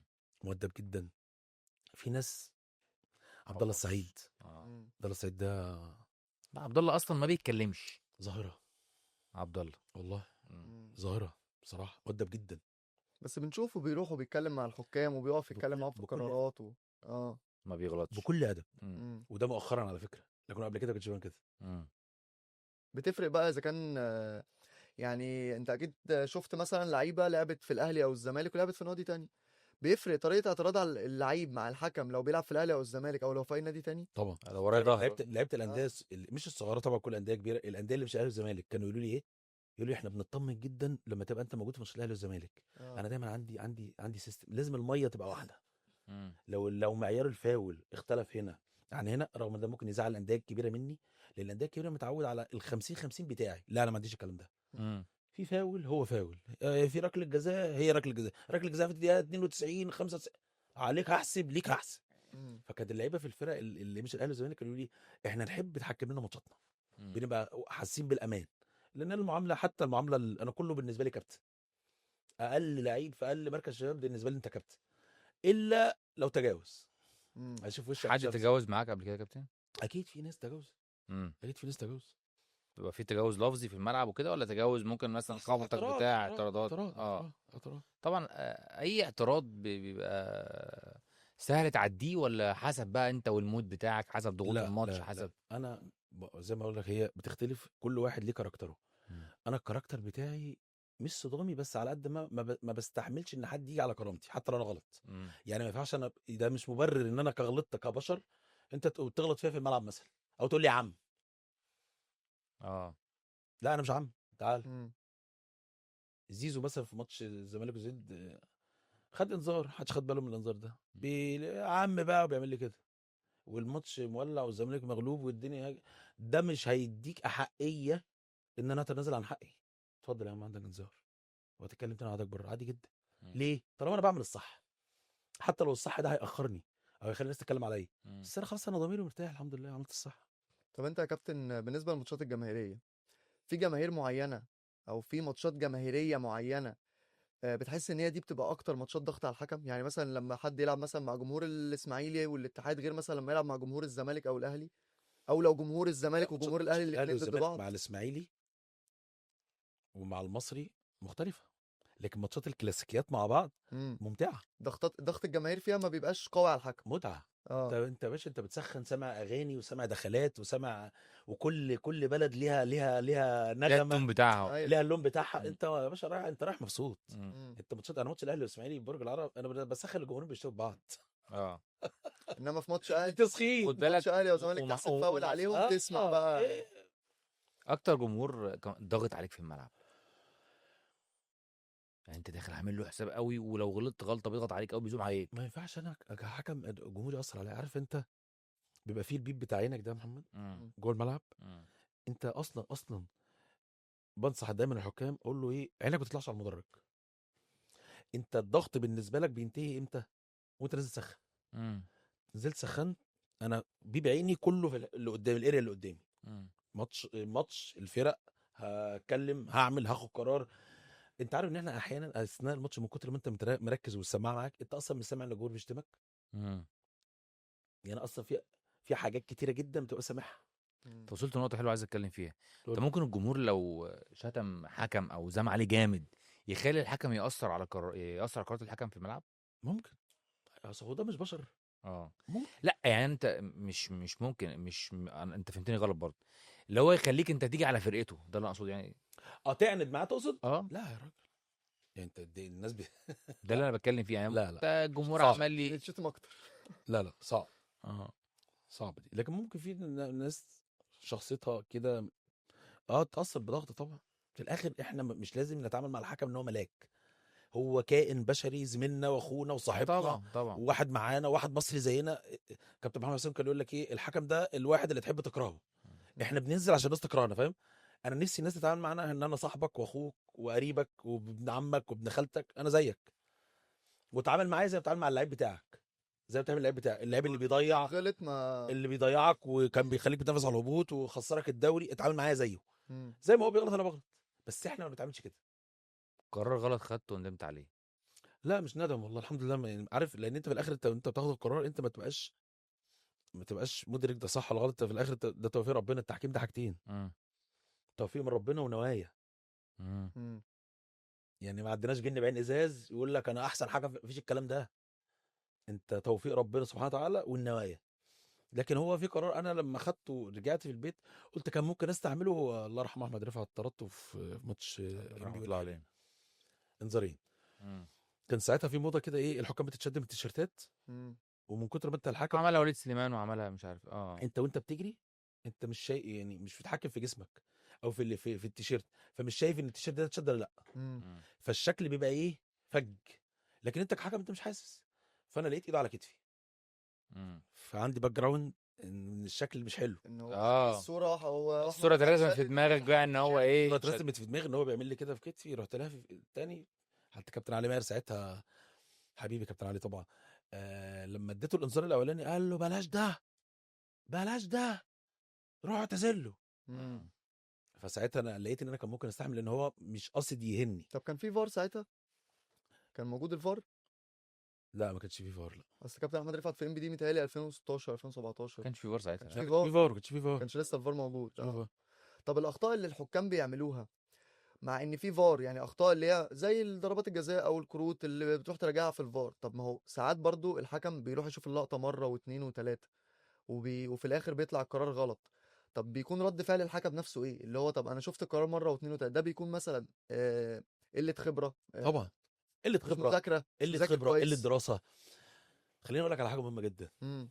السنه اللي فاتت دي كلها احنا بنلاقي حكم بينافس حكم، انا وانت بنتنافس على مكان، وانت فار وانا حكم.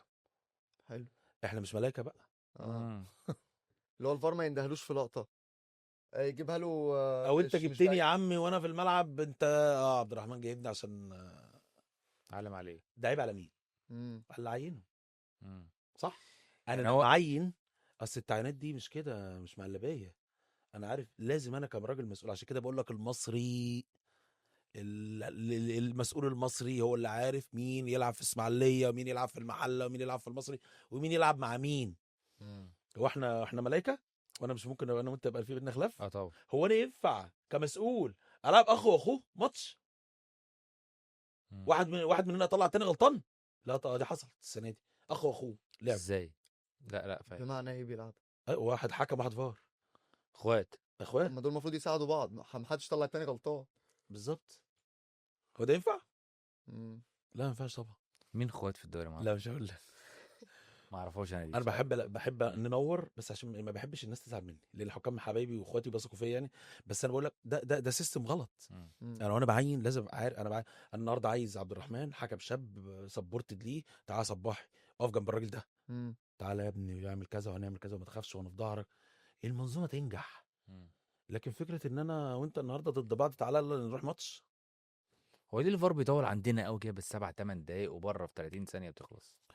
بص احنا كنا خلصنا من الفتره دي من سنه من سنتين تقريبا، كان آه. الموضوع بقى اسرع شويه.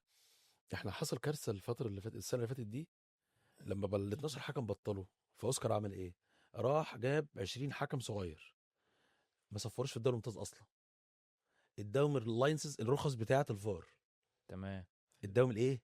الرخص بتاعه الرخص بتاعت الفار الفار. عشان يقدروا يلعبوا في الدوري الممتاز. مم. 2 بس منهم اللي لعبوا. وال10 تانيين 18 واحد لسه ما حدش فيهم لعب، اصلا. ده ما لعبوش ممتاز بيه اصلا ولا محترفين. ده المفروض الناس دي قاعدها مثلا بالثلاث 4 سنين ممتاز بيهم برافو عليك. محترفين، امرمطهم. انت عايز تعمل لايسنس جديده مثلا، اه. انت عندك حكام كده، في جيل كان تحتينا بيلعب، انت تخطيته اصلا.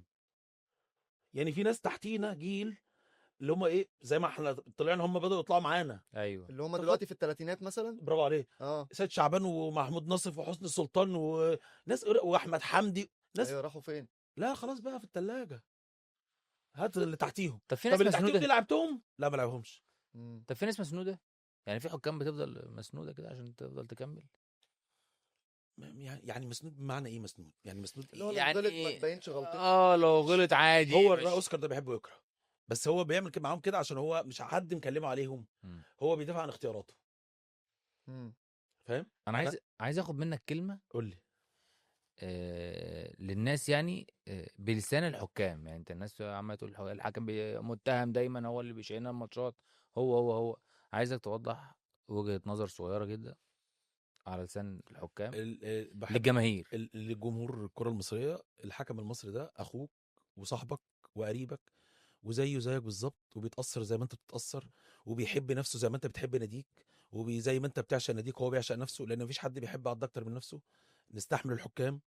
الجيل اللي طالع عنده مشاكل هو مش سبب فيها، هو ملوش ذنب فيها، لازم نستحمل، لان خلاص اللي راح مفيش حكام تانية هترجع مم. بعد بطلوا. فاهم قصدي؟ فاحنا لازم نستحمل. لازم تفكر في الموضوع يا جماعه ان ده جزء من توفيق ربنا لناديك، ان ربنا جعل الحكم ده سبب في ان هو النهارده يمنعك من كذا، يمنعك من كذا، يمنعك من كذا. نثق في الناس، في الحكام المصريين، نثق في الشباب اللي طالع. الموضوع هيحتاج وقت، بس لازم نغير العقليه دي. عيب لبلد زي مصر وجمهور زي جمهور مصر الحقيقي بقى، مش اللجان، ان الناس تبقى متخيله ان اللجان هتاثر فيه. انا بخاطب الجمهور الكوره يا محمد الحقيقي الواعي، اللي يقرا البوست يقول لك ده لجنه. الناس دي هي دي اللي تهمنا، مم. هي دي اللي تهمنا في الكوره كلنا.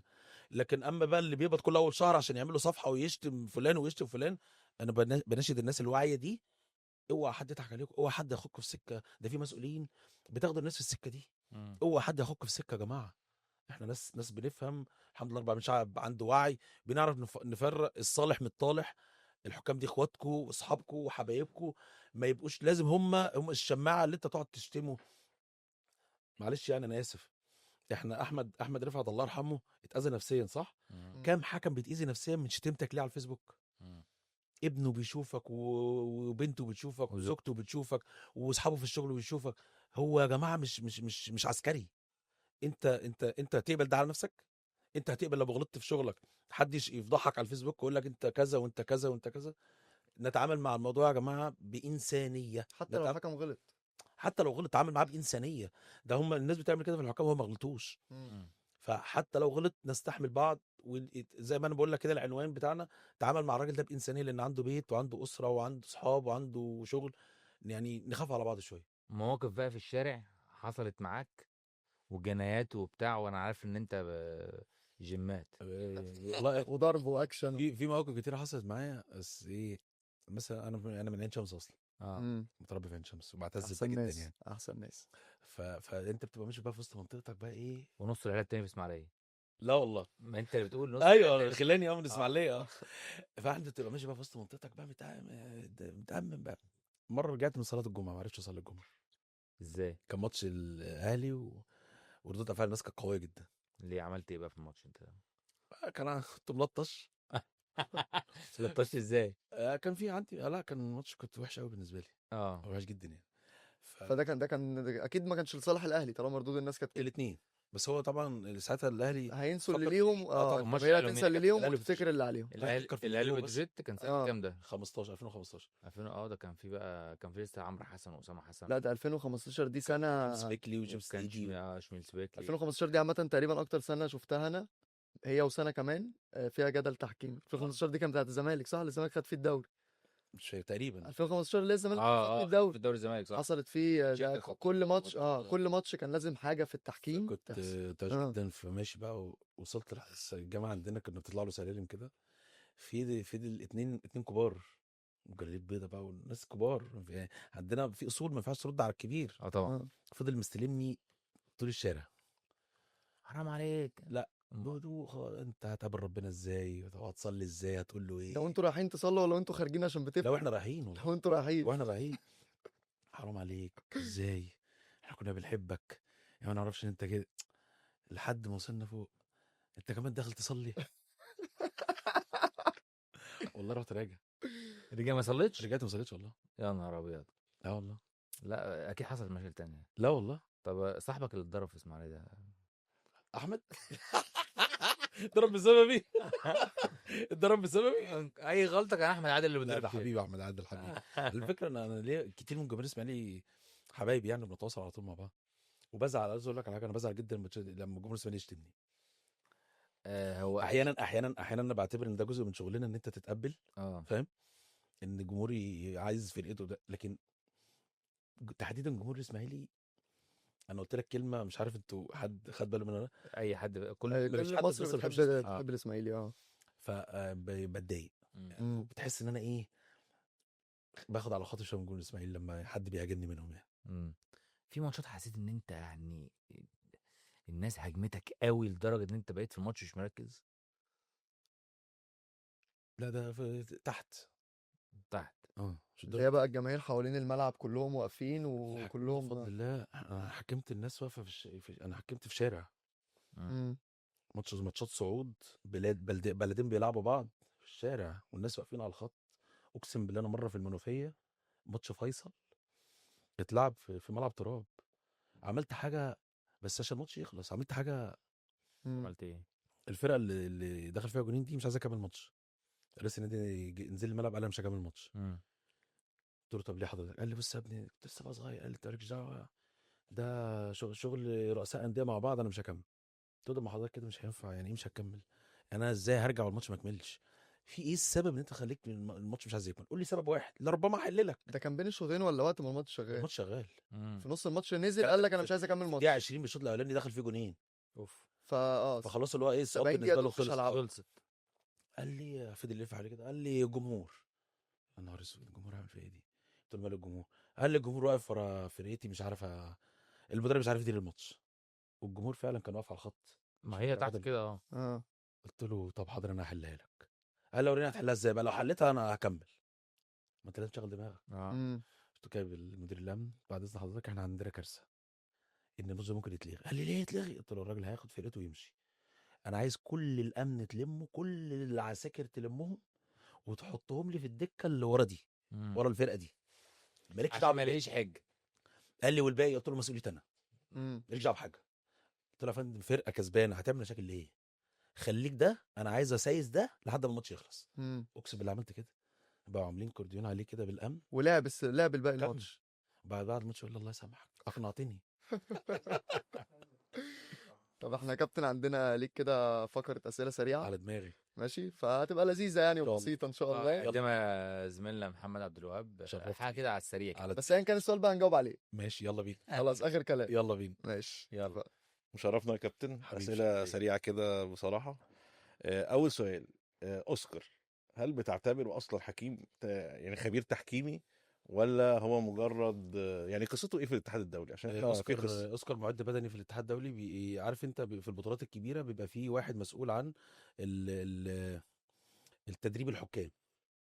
تدريب الحكام بين الفواصل، الحكم اللي عنده ماتش بين الماتشات تنزل تدربه. ده شغل اوسكار. فهل يليق إن هو يبقى رئيس لجنة اول الحكام؟ مره يبقى رئيس لجنه حكام. تمام. إيه قصة ألبوم الصور؟ إزاي بيختار الحكام؟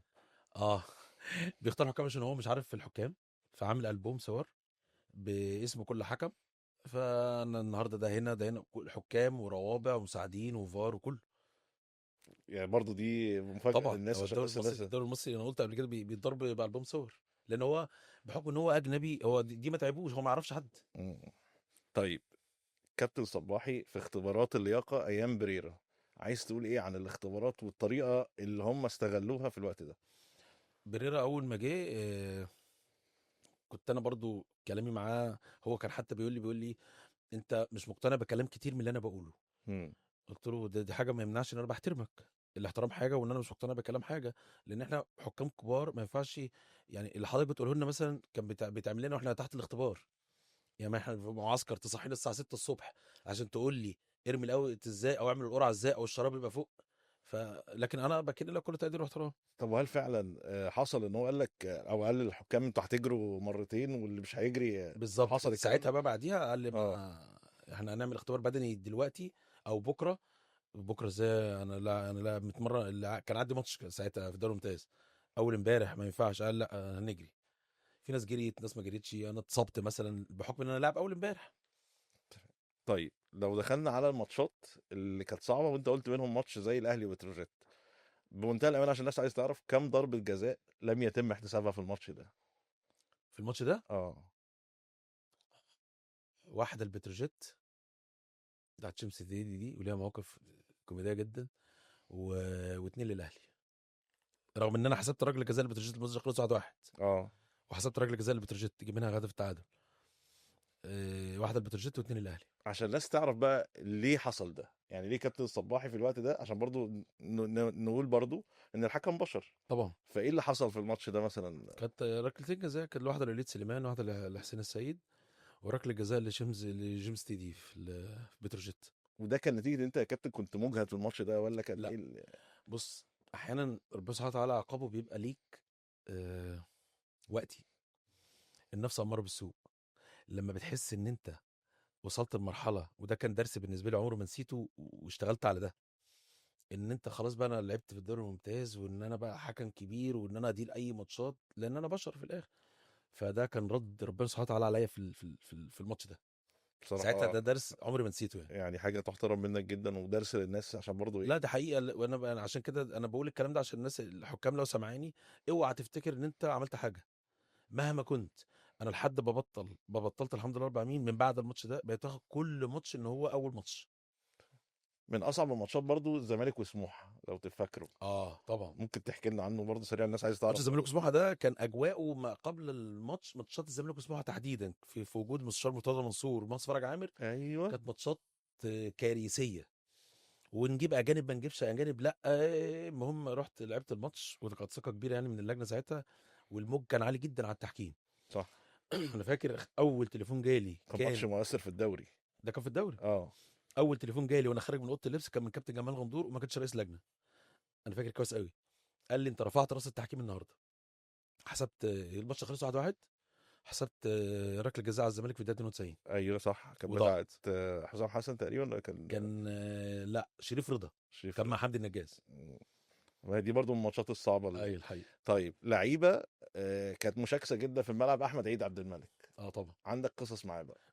احمد حبيبي اصلا دلوقتي، بس هو بره الملعب حاجه وجوه الملعب حاجه. هو يعني ما بيتقبلش فكره الحكم. ايوه هو اصلا يعني هو فكره الحكم نفسه مش متقبلها، لدرجه ان انت ممكن تحسب له هو فاول، يقول لك انا عارف ان ده اخر ماتش اخر فاول هتحسبه لي، اصل لو الاهلي ما كنتش هتحسب حاجات كده يعني. تمام.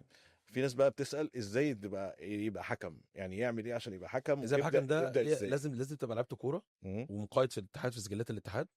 وبعدين لما بيفتحوا دفعه جديده بتروح تقدم تعمل اختبارات كشف طبي، ولو نجحت بتمتحن في القانون، لو نجحت بتعمل اختبارات لياقه بدنيه وتبقى حكم، وتتدرج بقى تحت الاختبار درجه ثالثه درجه ثانيه. هل تنصح اللعيبه اللي هي مثلا ما كملتش ان هي تخش في سكه تحكيم، ولا سكه متعبه الناس تبعد عنها؟ سكه متعبه ومش مجزيه. هي ده انا كنت بقول الكلام ده يا جماعه عشان احنا نطور الحكام، نبدا من تحت، من القاعده من تحت، نجيب لعيبه الكوره اللي ما توفقوش في الكوره ممكن يجوا، بس انت في الاخر هو لو نزل لعب درجه تانية ولا درجه ثالثه افيد له ماديا من الحكم.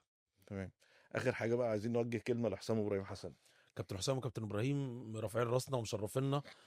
هقول كلام يعني مش عايز حد يزعل مني فيه. ناس كتير قوي كانت مستنيين ان هم يقعوا، وكان نفسي ومعظمهم كانوا يعني بيقولوا ان امبارح احنا فرحانين وكابتن حسام. بتمنى لهم التوفيق، انتوا قدها وقدود وان شاء الله هتفرحونا وعارفين انتوا هتفرحونا. وبقول للناس اللي كانوا ضدهم ما بقوش ضدهم دلوقتي، لو سمحتوا دول بيمثلونا، حبوا بلدكم وحبوا مصر، لان الفرحه اللي احنا شفناها نتمنى انها تتكرر. شكرا يا كابتن جدا. حبيبي شرف لي. يمكن تكون الصفاره بتاعت كابتن صباحي في الملعب ما بقتش موجوده، بس هو اسم هيفضل في حبيبي لجنه، ربنا يعني يخليك، معانا شرف على لي. طول كحكم من الحكام اللي فعلا ليهم تاريخ. يخليك. وان شاء الله هنشوفك اكيد ان في شاء الله. حاجه بعد كده من المناصب الكبيره ان ان شاء شاء الله الله باذن الله ان شاء قريبا. الله. كتر خير. شكرا ليك شرفت بيك وشرفتنا، شرفت بيك. وان شاء الله نشوفك ربنا ان يخليك. شاء الله تاني. خير.